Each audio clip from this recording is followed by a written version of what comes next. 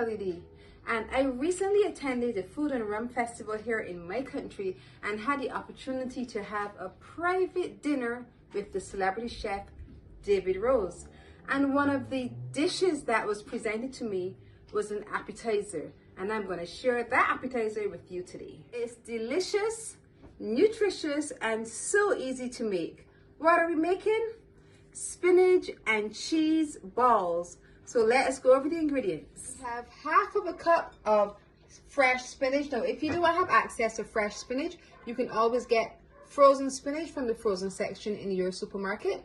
Once you have the spinach, just chop it finely or shred it.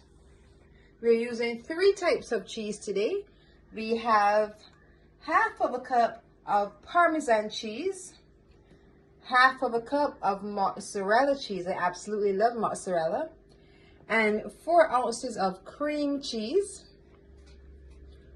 We have 2 cloves of garlic chopped finely, and just a half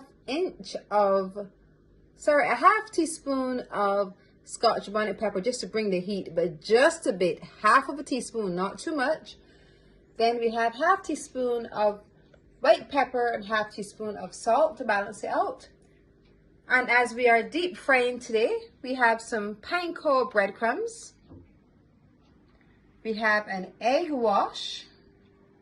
We have oil for frying and flour. Now we're going to add all of our ingredients together. So we have the spinach. We're going to add the cream cheese. Be sure to have your cream cheese at room temperature. We're going to add our different types of cheese. Parmesan. We're going to add the mozzarella. I want to get it all out. Get that mozzarella out. Good job. Then we're going to add garlic, bit of the Scotch bonnet, and then we're going to add the salt and black pepper, and we're going to mix everything together. Now it's time to form our balls. Nice round perfect shapes. Make sure your hands are nice and clean. And we're going to form our balls. We're going to put them to freeze for about 10 minutes. Then we'll take them out and we're going to roll them in our breadcrumbs or flour, egg wash, and then we fry.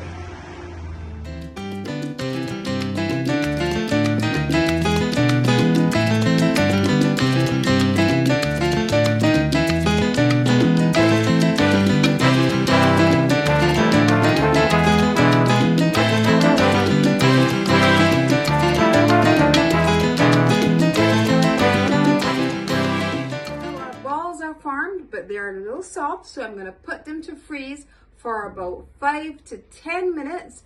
Then I'll take them out. They should be a little firmer. Then I'll take them out and we'll get ready to fry.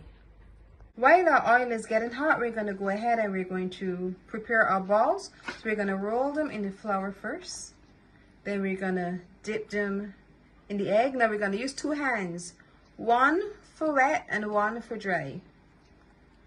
Dip them in the egg. Then we're going to roll them back again with a dry hand. We're going to roll them in the panko breadcrumbs and set them aside to fry. So I'm going to do it one more time. We're going to put a couple of them into the flour. We're going to use 1 hand for wet and 1 for dry. So we're going to roll them in the flour, dip them in the egg wash. We're going to use the wet hand for that. Dip it in the egg wash to make sure it is completely covered. Then we're going to take it out and we're going to roll it in the panko breadcrumbs. So back with a dry hand and roll them, then out, and we're ready to fry. Now it's time to fry. We're not going to put too many of them in because we need to give them some space. Allow them to brown. It should take literally about a minute once the oil is nice and hot.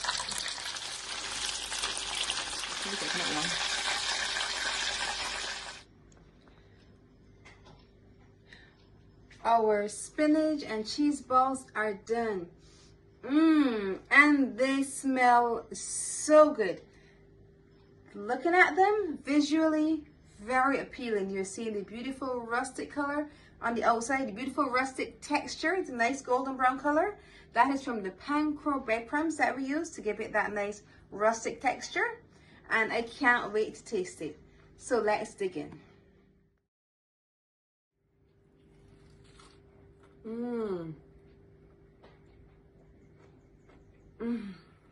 So creamy, so delicious, so cheesy, and you can definitely taste the spinach, so you are getting the nutritional value from the spinach.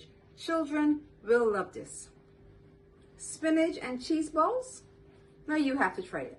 If you have enjoyed this spinach and cheese ball recipe, I want you to look over here, see some of my other recipes, and once you've watched them all, just click the button below, subscribe, and hit the notification bell so you're notified every time I post a video. And remember to leave me a comment. I love hearing from you.